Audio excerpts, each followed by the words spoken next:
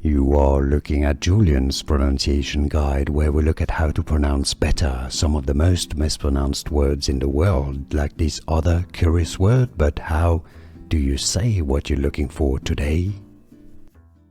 The two fictional island nations that appear in the first part of Gulliver's Travels novel by Jonathan Swift. Lilliput, Lilliput, and Blefuscu.